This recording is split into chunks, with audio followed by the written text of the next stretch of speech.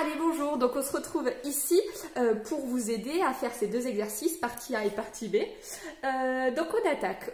Tout d'abord, on vous demande de compléter le tableau ici avec donc les éclairs, les religieuses au café, au chocolat. Tout d'abord, vous savez qu'il y a 150 pâtisseries en tout. Donc 150 pâtisseries en tout, c'est ce notera ici. Là, ici, dans ce bilan ici, cette case que j'ai gribouillée, vous aurez le total 150 pâtisseries. C'est-à-dire, si j'ajoute les éclairs et les religieuses, vous devriez trouver 150. Et si j'ajoute les pâtisseries au café plus celles au chocolat, là aussi, vous retrouverez 150. Donc, ensuite, pour les autres cases du tableau, on vous parlait par exemple de 40% des pâtisseries qui étaient des éclairs. 40% des pâtisseries, c'est-à-dire que vous voulez 40% de 150.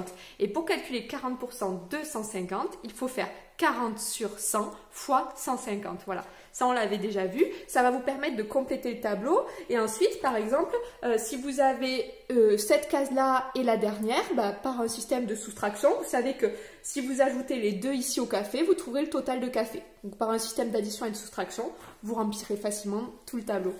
Allez, mettez pause et faites la suite. Si vous êtes encore là, c'est que vous avez eu des difficultés pour la suite, pour le petit 2. Donc, pour trouver maintenant la probabilité qu'il s'agisse, par exemple, d'un éclair au chocolat, vous repérez dans le tableau combien est-ce qu'il y a d'éclairs au chocolat. Vous allez obtenir un nombre. Et donc, la probabilité, c'est ce nombre-là sur le total de pâtisserie. Donc, s'il y a, j'invente complètement, on va faire 523 éclairs au chocolat, vous faites 523 divisé par le nombre total de pâtisserie. Donc, nous, ici, c'est 150. Donc, il ne peut pas y en avoir 523. Voilà. Allez, pause. Petit 3. Donc, Bernard, il choisit une pâtisserie. Sachant que c'est une religieuse, quelle est la probabilité qu'elle soit au chocolat? Donc vous pouvez déterminer assez facilement les religieuses au chocolat. Combien est-ce qu'il y en a? Vous le voyez dans votre tableau. Donc les religieuses au chocolat, ça ne doit pas vous poser souci. Donc quand vous avez repéré les religieuses au chocolat, pour trouver la probabilité, on va diviser le nombre de religieuses au chocolat par, et c'est là où ça change, pas par le nombre de pâtisseries totales, puisque nous on sait qui c'est une religieuse. Donc le total auquel on s'intéresse, c'est le nombre de religieuses. Donc il faut diviser les nombres de religieuses au chocolat par le nombre de religieuses totales. Voilà, à vous. On se retrouve pour l'exercice B, donc il ressemble beaucoup à l'exercice A. Donc ce que je vous conseille, c'est vraiment de ne pas continuer à regarder la vidéo comme ça, déroulée comme si de rien n'était, mais de travailler, si vous avez bien travaillé l'exercice A, l'exercice B, il ne devrait pas vous poser souci.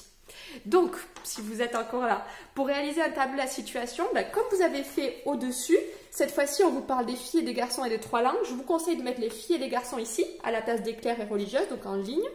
Et en colonne, les trois langues, c'est-à-dire anglais, espagnol, italien, dans l'ordre que vous voulez. Et on n'oublie pas à chaque fois une ligne et une colonne pour le total. Voilà. Donc, au niveau des pourcentages, on a vu, ça ne devrait pas vous poser de soucis. Et donc, normalement, vous pouvez compléter ce tableau assez facilement.